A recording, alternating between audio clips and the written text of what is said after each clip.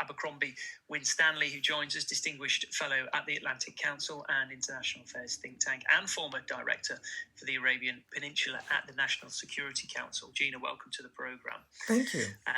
We have Iran wanting a ceasefire in Lebanon. We have Israel saying we're not even going to discuss it. We have the US insisting on the Strait of Hormuz being opened, and Iran saying, well, if we do that, maybe we're going to start charging.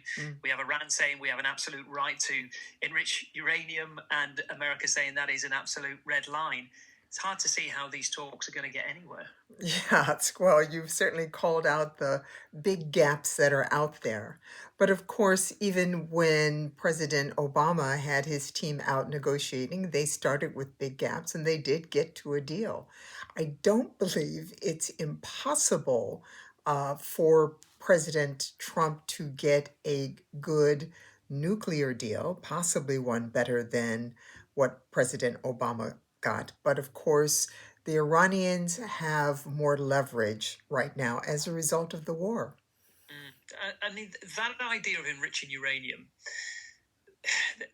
is that the only way these are going to be successful? You know, Trump went into this saying absolutely not. He can sort of pivot and say it's about nuclear weapons, and we will allow the enrichment if our inspectors are in there, if we are constantly watching, if we have people on the ground. Is that the get-out clause that he has for this? Well, it always has been. And of course, by international law, the Iranians can enrich. They are right about it being their right. However, it is the percentage. And if there is a very clear and consistent monitoring, it's accountable, it's credible what they're doing, and it's checked on. The never mind about trust, let's verify. Then that is a deal I think that the world and the American people can indeed accept. We are interested in them not getting nuclear weapons. What about the Strait of Hormuz in this? This has become somewhat of a potent weapon for Iran, and I don't think anybody really realized just how powerful it would be. Where does the solution lie in this? Can you see a scenario where Iran are allowed to charge in some way, or at least turn it into a bit of a moneymaker in the wake of this? Particularly, a week or so ago, Trump said we could go in and do this together. Indeed. Well, first, I will repeat for the record, yes, people did expect the Iranians to close the strait. This was not unexpected. I don't know who was informing the president or if he just chose or forgot what they told him, but our intelligence analysts, have long known the vulnerability of the Strait of Hormuz.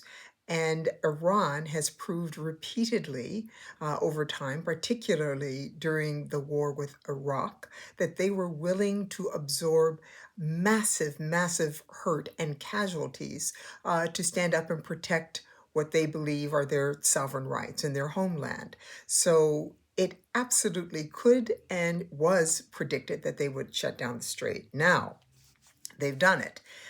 It has put the president in a very difficult position.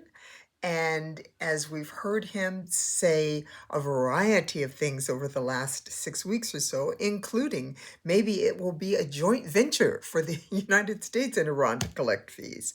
There are different ways that might be done. It might not be a fee to pass through. It might be an inspection fee, a health fee. There are all kinds of things that might be put in place that would thread the needle of adding to Iranian coffers, but keeping the ships flowing. And that's really what the world cares about.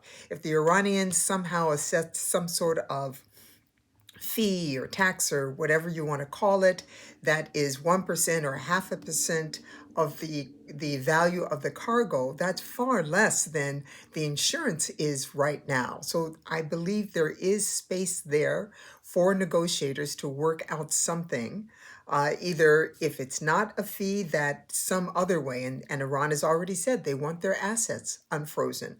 They want sanctions lifted. The timing of that, again, verifiable, something that can be maintained and checked. Both sides have a lack of trust, and will want something in place that they will be able to check that each side is taking the steps they agreed to.